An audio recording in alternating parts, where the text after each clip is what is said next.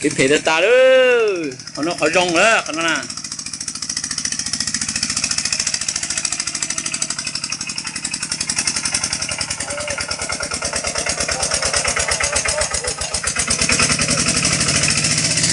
hai để tiêu đuôi chú tiêu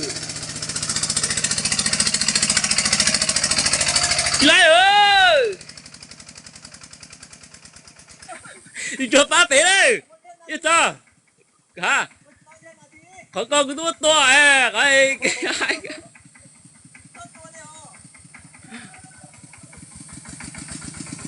hai tiêu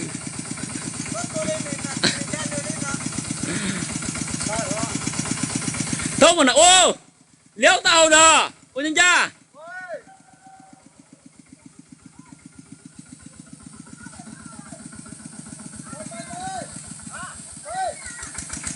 lên rồi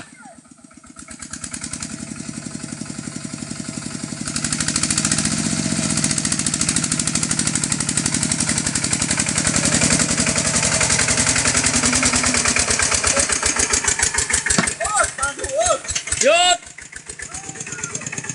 lên rồi mà con kia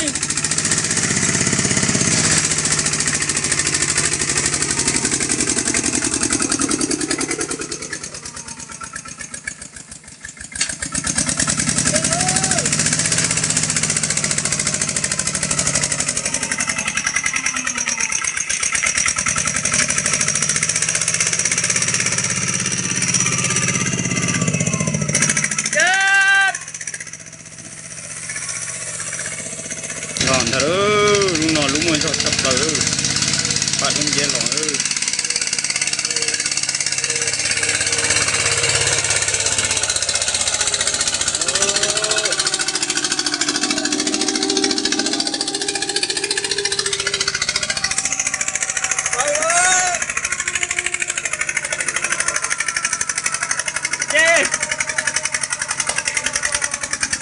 Chị mà lấy chuối rồi đúng không?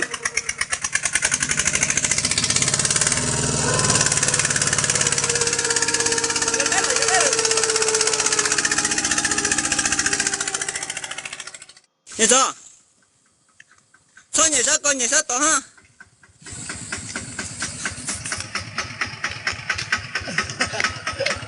Trời, con mua chuẩn bị nè. Mua chuẩn bị nè. Chuẩn bị gì? Qua đây chứ. Nghe mày, qua đây. Nhỏ vô sao đâu? Nhỏ vô sao đâu? Nhỏ, sao em bé đi đâu?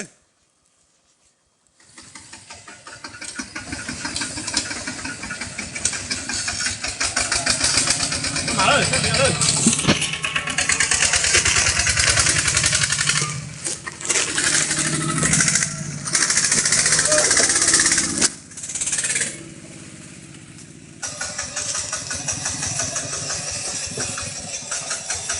Bây giờ bé thâu thành thì phải đưa mấy hôm nữa phải ngồi lại chứ sáng ha đồ ha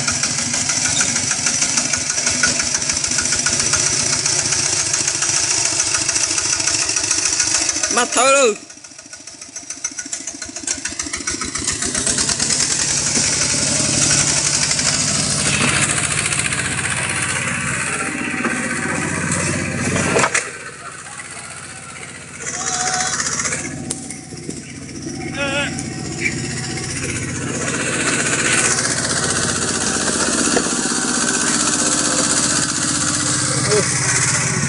để phê một nó lo vì giờ tí có chúng nhiều gì thì là thằng thâu thằng rồi nó thế na giờ mấy gì chứ mua lâu lúa chứ tôi chỉ tao thâu thằng đi nó na nó thế chỉ nhỏ giờ chế bọn ruột thì tia mua rau một đi nó khó nó bỏ nữa na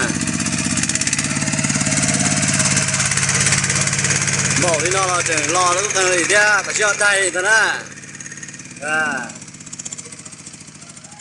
chứ tàu tàu đây nó luôn nè bỏ ngồi đi là cho từ chín tàu ra bỏ nhau ra bỏ nhau ra con nào giờ lọt tàu thì mỗi khơi thì lọt tàu lá chưa tôi kể phê mũi nó ở thôn đầu mũi nó thế à nè cái là một tiếng là phê mũi nó thế nào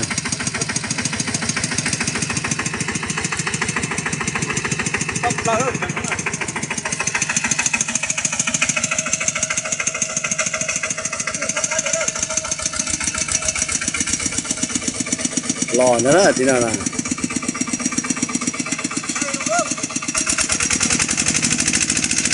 đây chỉ là xây trong đó đọp lời từ trên là lò vậy nữa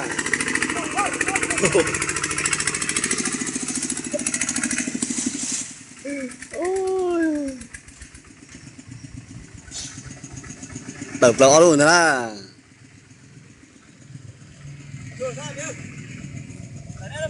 chưa về chỗ thì nó